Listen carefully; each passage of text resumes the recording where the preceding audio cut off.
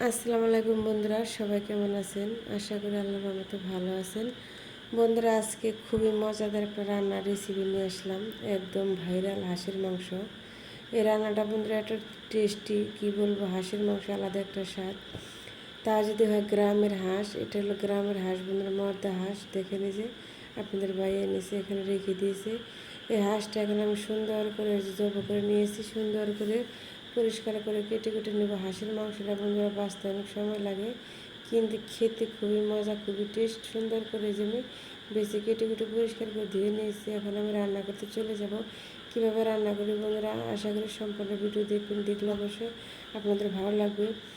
দিয়ে দিছি তেলের নাস্তা, রসুন, শাহি জিরা, দিয়ে দিছি শুকনো মরিচ, দিয়ে দিছি তেজপাতা, রসুন, পেঁয়াজ দিয়ে সুন্দর করে ভালো করে আলতো হাতে নেড়ে চেড়ে দিয়ে দারচিনি, এলাচ দিয়ে আমি আবার নেড়ে চেড়ে দিব যে পর্যন্ত পেঁয়াজটা বাদামি কালার না হয়, আমি পর্যন্ত আলতো হাতে নেড়ে চেড়ে দিব। এতে বন্ধুরা পেঁয়াজটা ভাজা হয়ে গেছে। এখন আমি বন্ধুরা দিয়ে দিব রসুন বাটা, দিয়ে দেবো বন্ধুরা আদা বাটা, দিয়ে দেবো বন্ধুরা জিরা বাটা, দিয়ে সুন্দর করে ভালো করে একটু নেড়ে চেড়ে দিব। এতে বন্ধুরা যেন কাঁচা গন্ধটা চলে গেছে। এখন আমি দিয়ে দিব হলুদ গুঁড়া, দিয়ে দেবো বন্ধুরা আমি মরিচের গুঁড়া, দিয়ে দেবো বন্ধুরা আমি ধনিয়ার গুঁড়া, দিয়ে সুন্দর করে ভালো করে আলতো হাতে নেড়ে চেড়ে দেবো। মশলাটা যত কষানি ভালো হবে, রান্না খেতে তত টেস্ট হবে। আর হাঁসের মাংস রান্না করতে হলে একটু সময় নিয়ে রান্না করতে হয়, মশলাটা সুন্দর করে ভালো করে কষিয়ে নিতে হবে। এতে বন্ধুরা দেখেন কি সুন্দর কালার হয়েছে, ভিতর থেকে একটা তেলটা উপরে বেশি উঠছে আর সুন্দর একটা সুগারান বেরোচ্ছে। সুগারানের জন্য যেন রান্না করে একদম ভরে গেছে রান্নাঘরটা সুগারানে। সুন্দর করে আমি নেড়ে চেড়ে কষিয়ে নেব।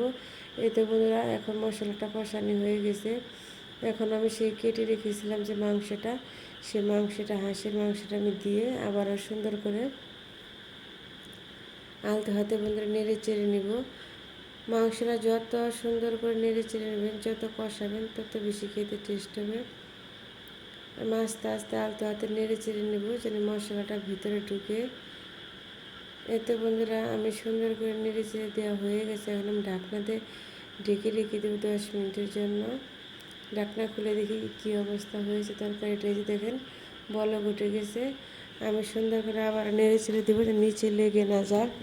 হাঁসের মাংস বন্ধুরা অনেকক্ষণ সময় নিয়ে রান্না করতে হবে, আস্তে আস্তে জাল দিয়ে, তাহলে সে রান্না খেতে টেস্ট হবে। আমি কয়েক পিস আলু দিয়ে দিলাম, বাচ্চা খেতে পছন্দ করে, বেশি দেবো না। এটা কষে রান্না করবো বন্ধুরা।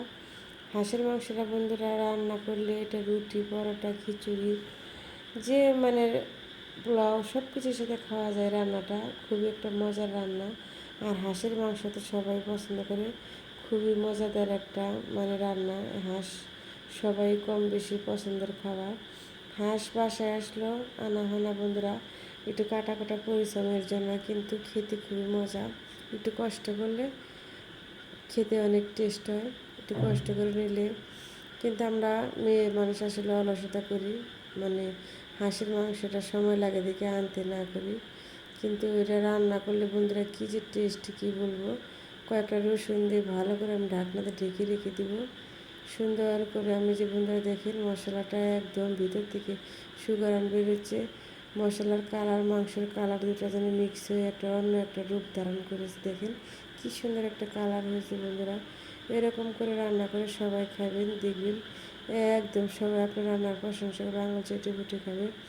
এখন আমি বন্ধুরা লাস্টে দিয়ে দেবো গরম মশলার ফাঁকিটা। এটা আমি সব ধরনের মশলা গুঁড়া করে নিয়েছি, এটা লাস্টের দিকে দিলে কী হয়, রান্নাটা আরও দ্বিগুণ স্বাদ বেড়ে যায়।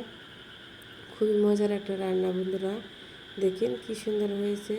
আমার রান্নাটা প্রায় শেষের দিকে বন্ধুরা হয়ে গেছে, একদম গ্রেভিটা একদম ঘন হয়ে গেছে। কষায় রান্না করছি বন্ধুরা। এই যে আমি সুগারানের জন্য কয়েকটা কাঁচামরিচ দিয়ে দিব। আমার রান্নাটা বন্ধুরা হয়ে গেছে, দেখেন কত সুন্দর হয়েছে। একদম দেখেন বন্ধুরা কী কালার হয়েছে, একদম স্মেলে একটা সুগারান বেরোচ্ছে। সে একটা স্বাদের তরকারি বন্ধুরা, দেখেন কত সুন্দর হয়েছে।